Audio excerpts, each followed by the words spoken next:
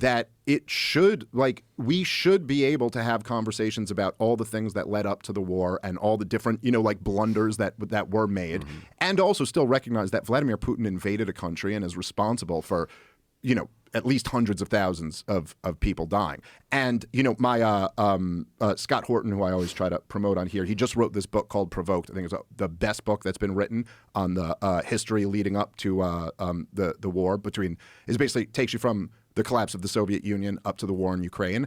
And even in that book, the book is called Provoked. And the argument is that Western policy was very provocative toward Vladimir Putin, and there were a lot of off-ramps that could have been explored and should have been explored.